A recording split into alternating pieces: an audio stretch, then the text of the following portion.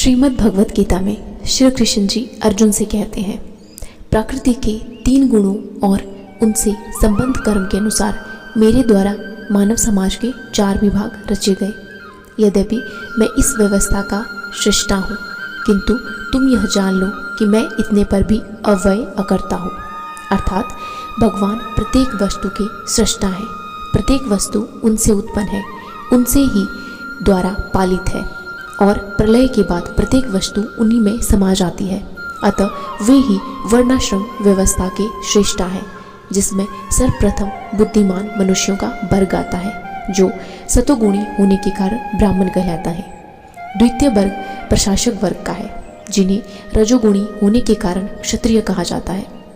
वर्णिक वर्ग या वैश्य कहलाने वाले लोग रजो तथा तमोगुण के मिश्रण से युक्त होते हैं और शूद्र या श्रमिक वर्ग के लोग तमोगुणी होते हैं। मानव समाज के इन 4 विभागों की सृष्टि करने पर भी भगवान कृष्ण इनमें से किसी विभाग में नहीं आते, क्योंकि वे उन बद्धजीवों में से नहीं है जिनका एक अंश मानव समाज के रूप में है। मानव समाज भी किसी अन्य पशु समाज के तुल्य है, किंतु मनुष्यों को पशु स्तर से ऊपर उठाने के लिए ही उपयुक्त वर्णाश्रम की रचना की गई, जिससे क्रमिक रूप से कृष्ण भावनामृत विकसित हो सके।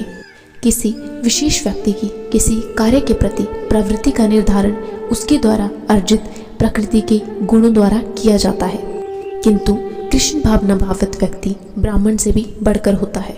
यद्यपि गुण के अनुसार ब्राह्मण को ब्रह्म या परम सत्य के विषय में ज्ञान होना चाहिए, किंतु उनमें से अधिकांश भगवान कृष्ण के निर्विशेष ब्रह्म स्वरूप को ही प्राप्त कर पाते हैं। किंतु जो मनुष्य ब्राह्मण के सीमित ज्ञान को लांघकर भगवान श्री कृष्ण के ज्ञान तक पहुंच जाता है, वही कृष्ण भावना भावित होता है, अर्थात वैष्णव होता है। कृष्ण भावनामृत में कृष्ण के विभिन्न अंशों यथा राम, नरसिंह, बराह आदि का ज्ञान सम्मिलित रहता है और जिस तरह कृष्ण मानव समाज के इस चातुर्वर्ण्य प्रणाली से परे हैं, उसी तरह कृष्ण भावना भावित व्यक्ति भी इस चतुर्वर्ण्य प्रणाली से परे होता है। चाहे हम इसे जाति का विभाग कहें, चाहे राष्ट्र अथवा संप्रदाय का। श्री कृष्ण जी अर्जुन से कहते हैं, मुझ पर किसी कर्म का प्रभाव नहीं पड़ता, न ही मैं कर्मफल की कामना करता हूँ। जो मेरे संबंध में इस सत्य को जानता है, वह भी कर्मों के फल के पाश में नहीं बनता। अर्थात जिस प्रकार इस भौतिक जगत में संविधान के नियम है, जो यह बताते हैं कि राजा न तो दंडनीय है, न ही किसी राज नियमों के अधीन रहता है, उसी तरह यद्यपि भगवान इस भौतिक जगत के कर्ता है, किंतु वे भौतिक जगत के कार्यों से प्रभावित नहीं होते। सृष्टि करने पर भी वे इससे पृथक रहते हैं, जबकि जीवात्माएं भौतिक कार्यकलापों के सकाम कर्मफलों में बंधी रहती है, क्योंकि उनमें प्राकृतिक साधनों पर प्रभुत्व दिखाने की प्रवृत्ति रहती है। किसी संस्थान का स्वामी कर्मचारियों के अच्छे बुरे कार्यों के लिए उत्तरदायी नहीं रहता, कर्मचारी इसके लिए स्वयं उत्तरदायी होते हैं। जीवात्माएं अपनी अपनी इंद्रिय तृप्ति कार्यों में लगी रहती है, किंतु ये कार्य भगवान द्वारा निर्दिष्ट नहीं होते।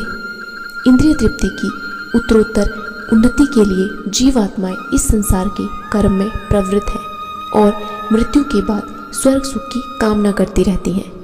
स्वयं में पूर्ण होने के कारण भगवान को तथाकथित स्वर्ग सुख का कोई आकर्षण नहीं रहता। स्वर्ग के देवता उनके द्वारा नियुक्त सेवक हैं। स्वामी कभी भी कर्मचारियों का निम्न स्तरीय सुख नहीं चाहता, वह भौतिक क्रिया प्रतिक्रिया से पृथक रहता है। उदाहरण के अनुसार पृथ्वी पर उगने वाली विभिन्न वनस्पतियों के उगने के लिए वर्षा उत्तरदायी नहीं है, यद्यपि वर्षा के बिना वनस्पति नहीं उग सकती।